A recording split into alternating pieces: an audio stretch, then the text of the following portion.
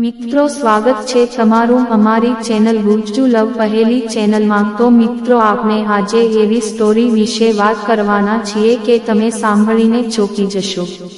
મિત્રો જ્યારે તેની સહેલીનો પતિ આ બધી વાતો સાંભળ્યો તો તે પણ દંગ રહી જાય છે।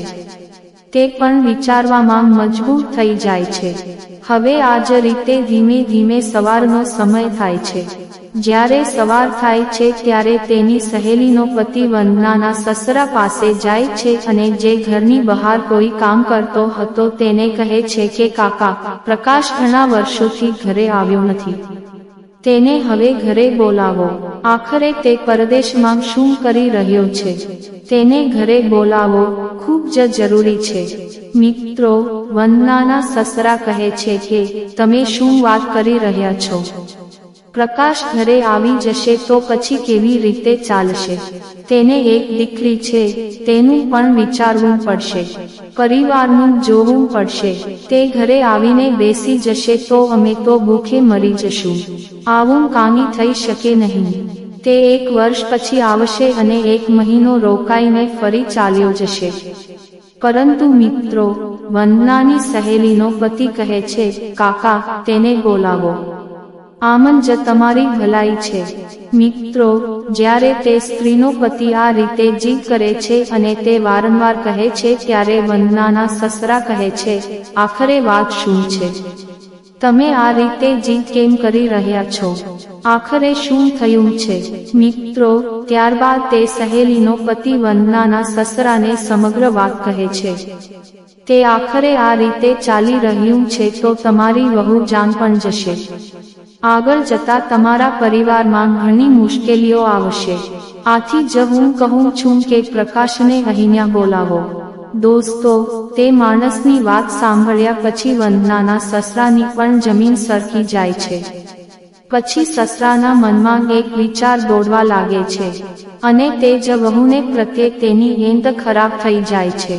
આખો દિવસ તેનો સસરો કામકાજ કરે છે અને સાંજે ઘરે આવે છે ત્યારે વંદના તેના માટે ચા બનાવે છે।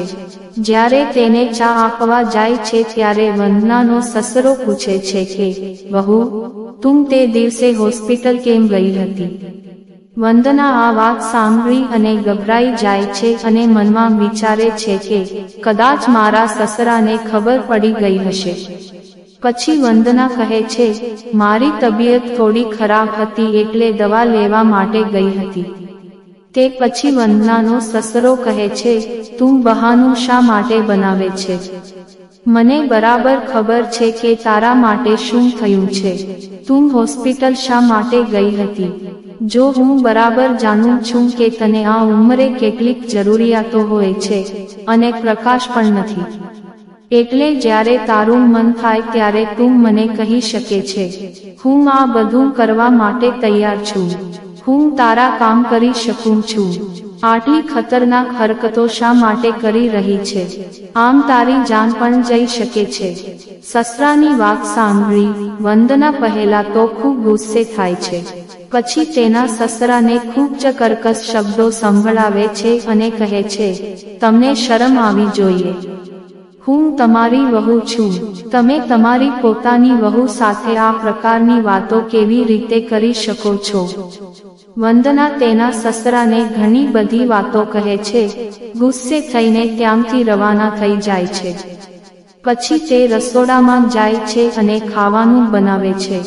બધું કામ પૂરું કરી અને રાત્રે પોતાના રૂમમાં જતી રહે છે।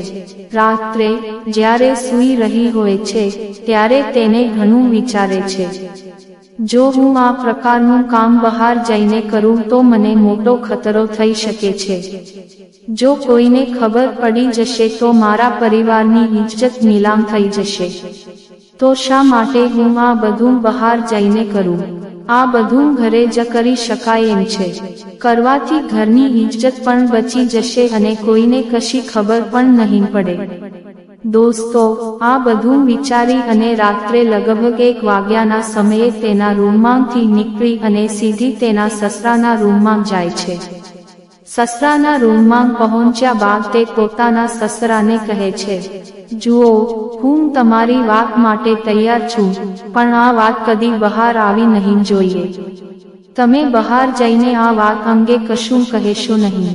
આ વાત બહાર આવશે તો મારા પતિને ખબર પડશે અને મારું જીવન મુશ્કેલ બની જશે. એ પછી વંદનાનો સસરો કહે છે, તમે મારા ઉપર વિશ્વાસ રાખો, કાની પણ બહાર નહીં જાય. અને એકવાર જે શરૂ થયું તે પછી દરરોજ આ જ ઘટના ફરી થવા લાગી.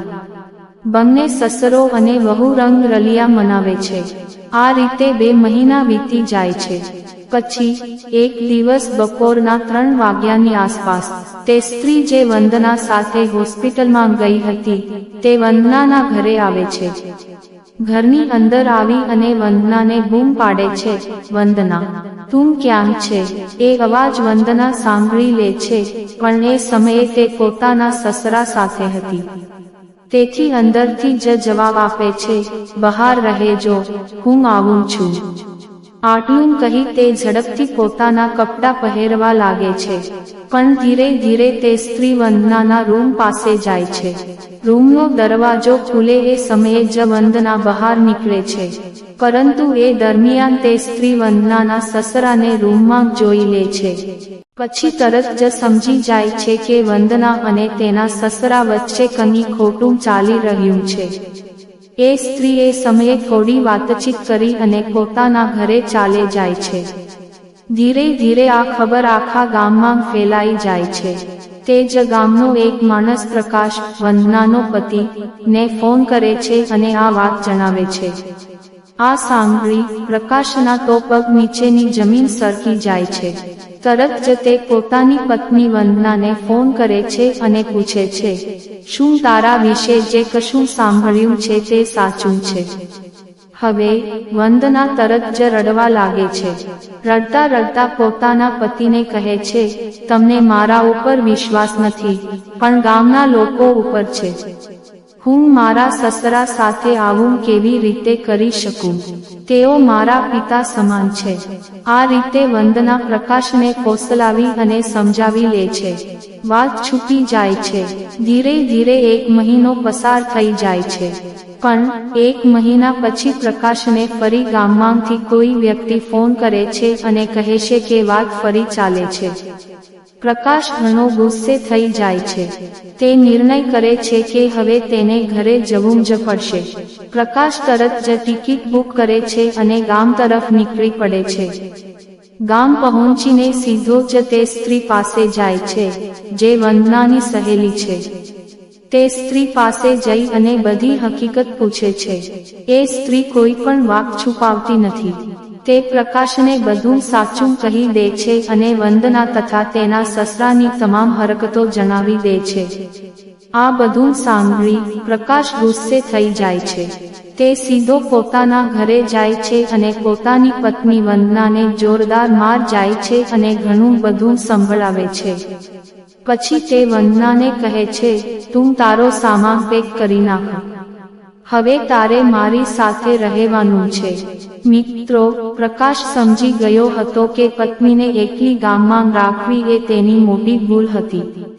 હવે પ્રકાશ પોતાની પત્ની અને દીકરીને લઈને પરદેશ જવા જાય છે. ગામમાં પોતાના પિતાને જ રહેવા દે છે. પરદેશ ગયા પછી પ્રકાશ સારા જીવનની નવી શરૂઆત કરે છે અને પોતાની પત્ની તથા પુત્રીને સાથે રાખે છે. મિત્રો, આજકાલના સમાચાર પત્રોમાં આવા અનેક કિસ્સાઓ આવતા રહે છે. હજુ પણ કેટલીક સ્ત્રીઓ સમજે નહીં અને આવા ખોટા કામો કરે છે, જે ખૂબ ખોટું છે. મિત્રો, આજની વાર્તા વિશે તમારો શું અભિપ્રાય છે? મિત્રો, તમને આ વાર્તા કેવી લાગી કોમેન્ટ કરીને જણાવો અને તમને આ વાર્તા ગમી હોય તો ગુજ્જુ લવ પહેલી ચેનલને સબસ્ક્રાઇબ કરો.